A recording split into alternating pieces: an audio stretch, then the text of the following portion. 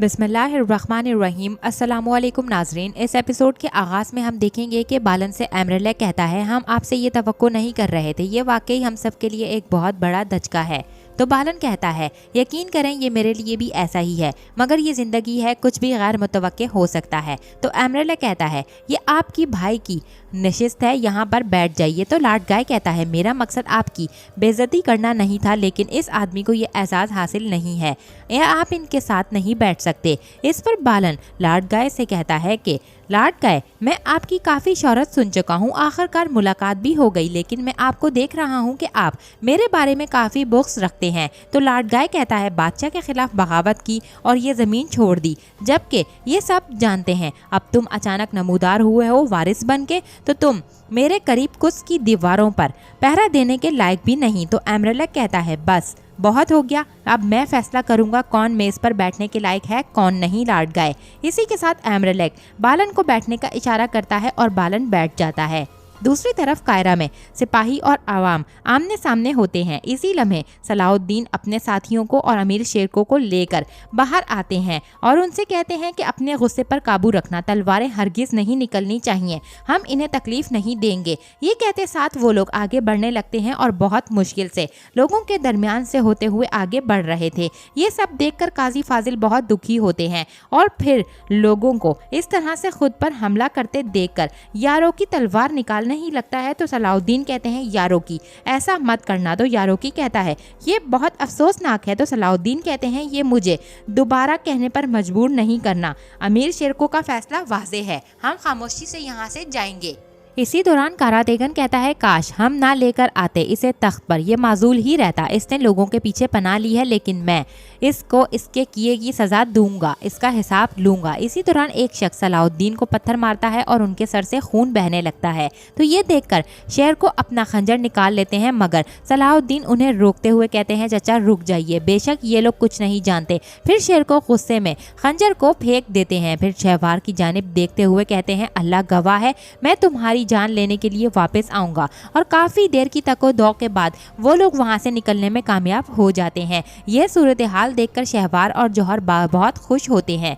दूसरी तरफ कुछ में बालन कहता है कि मेरे यहाँ आने की एक और वजह भी है। मुझे मालूम हुआ लॉर्ड जियोम को बाकरास में जो कुछ हुआ उसके लिए जिंदान में डाल दिया गया है। तो एमरेलेक कहता है, आप इस मामले में कैसे मुलविस हैं? तो बालन कहता है, लॉर्ड जियोम बेकसूर है, वो सिर्फ मेरी मदद के लिए बाकरास आया था, मैं भी वहीं पर था, मैं सिर्फ अपने भाई की वसीयत को पूरा करने के लिए किया था। तो लॉर्ड गाय ये सुनकर कहता है, बादशाह सलामत, ये खुला एतराफ़ है। फिर चाहतलियोन कहता है, ये शख्स जो एबलिन की शहनशाही का दावा करता है, ये तो मुजरिम है। फिर लॉर्ड गाय कहता है, मुजरिम की सज़ा वाज़े है, जैसे लॉर्ड जियोम को जिंदान में डाला गया है वैसे ही बालन को भी डाला जाए। तो बालन कहता है, अगर मुझे जिंदान में जाने का डर होता तो मैं यहाँ पर ना आता, मैं अपनी अमानत लेने के लिए बाकरास गया था जो मेरे भाई की थी और मैंने वो ले ली। लॉर्ड जियोम ने सिर्फ मेरी मदद की, उसके लिए उसका जिंदान में फेंकना नाकाबिले कबूल है। अगर कोई मुजरिम है तो मैं इसका गुनहगार हूँ और सज़ा कबूल करने वालों में से हूँ। तो लॉर्ड गाय कहता है, तुमने बाकरास को आग में झोंक दिया, तुम हमारे सुरमाओं को मरने देते, अगर मैं और मेरे आदमी वहां पर वक्त पर ना पहुंचते तो बाकरास पर अब तक जंगी परचम लहरा रहा होता।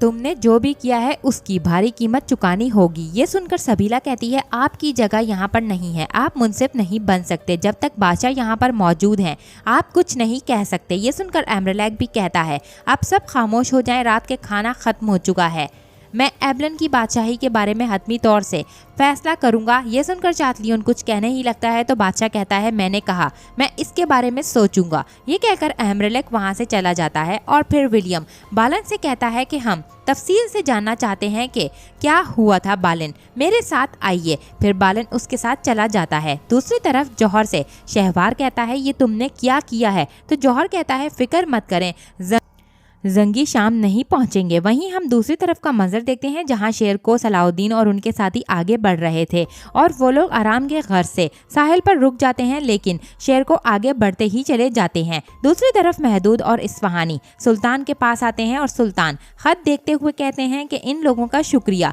जिन्होंने फातमी तंजीम के बारे में अपनी ज़ाती तजुर्बे के बारे में बयान किया। उनका कहना है जंग कायरा में आबाद होने के बाद लड़ी जाएगी, वहाँ पर हम मदारिस कायम करेंगे, देंगे। वो ठीक कह रहे हैं। तो इस्फहानी कहते हैं मेरे सुल्तान इंशाल्लाह, लेकिन उसके लिए हमें फिर से मिस्र में दोबारा मकाम हासिल करना होगा। ये सुनकर सुल्तान हैरानगी से पूछते हैं इस्फहानी इसका क्या मतलब है। तो इस्फहानी कहते हैं मिस्र से आने वाली खबरें बिल्कुल अच्छी नहीं हैं। तो सुल्तान पूछते हैं क्या हुआ है, साफ कहो।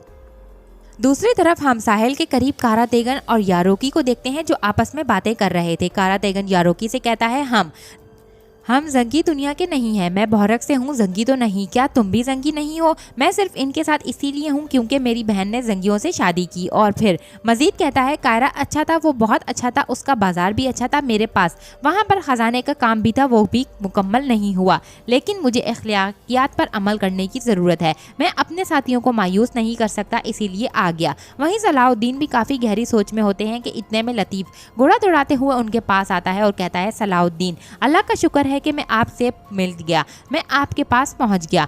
मेरे बगैर आप कहाँ जा रहे हैं? तो सलाहुद्दीन कहते हैं लतीफ़ तुम्हारा घर कायरा है, वहाँ के लोगों को तुम्हारी ज़रूरत है, मैं इनकी मदद सिर्फ इसी सूरत में कर सकता हूँ।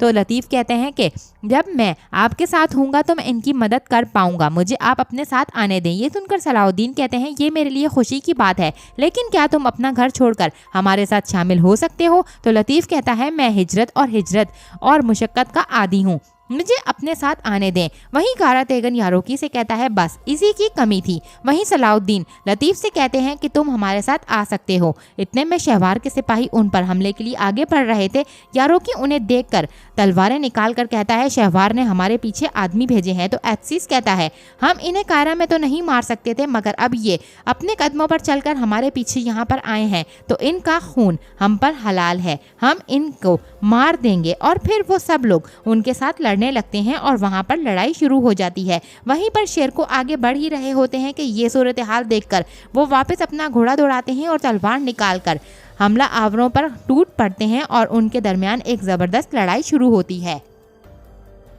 दूसरी तरफ सुल्तान से इस्फहानी कहते हैं कि शहर में ज़बरदस्त अफ्तर तफरी है। कुछ आदमी जो लोगों में मकबूल थे यके बाद दीगरे कत्ल किए गए। फिर वजीर हम्माद कहते हैं इसीलिए लोगों ने इस सब का जिम्मेदार जंगी अमीरों को ठहराया। अगरचे ये पता चला है कि वजीर शहवार ने ही इसकी मंसूबाबंदी की थी, मगर इसका कोई फ़ायदा नहीं हुआ। तो सुल्तान कहते हैं कि क्या फ़ायदा नहीं हुआ, इसका क्या मतलब है? तो महदूद कहता है इससे पहले अमीर वापस जाते शहवार ने जंगी करारगाह को खाली कर दिया और इन सब को मिस्र से बाहर कर दिया। वो सब लोग अब शाम के रास्ते पर हैं। ये सुनकर सुल्तान को बहुत गुस्सा आता है और वो अपने तख्त पर बैठ जाते हैं। दूसरी तरफ शेर को अपने सिपाहियों के हमरा शहवार के तमाम गद्दार आदमियों को जहन्नुम वासिल कर रहे होते हैं और कोई भी उनके सामने टिक नहीं पाता। एक तरफ हम कुछ का मंजर देखते हैं जहाँ पर चातलियोन परेशानी के आलम में टहलता है। इतने में लाड गाय वहाँ आता है और उससे कहता है लाड गाय आ जाओ, क्या आपका वादा बालन के आने तक ही था? एबलन का बादशाह चातलियोन कहाँ गया,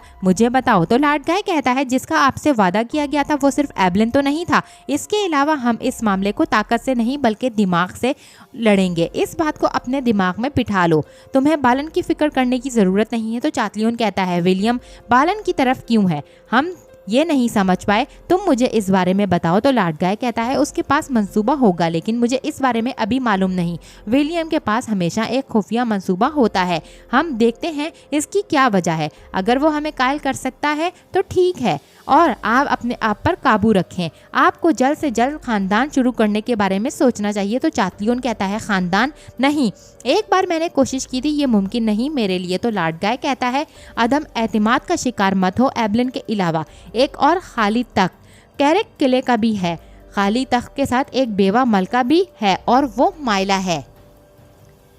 इस पर चातलियोन कहता है नहीं, ऐसा नहीं हो सकता, मैं उसे नहीं जानता और मैं ऐसा कर भी नहीं सकता। मैं एक बेवा के बजाय दोबारा जिंदान में जाने को तरजीह दूंगा। ये सुनकर लाड गाय हंसने लगता है और कहता है मैं फिर भी कहूँगा इस पर गौर करो। और यहाँ पर इस एपिसोड का अख्ताम होता है। नेक्स्ट एपिसोड के लिए चैनल को सब्सक्राइब करके बेल आइकन को ज़रूर से प्रेस करें। Thanks for watching and keep supporting us.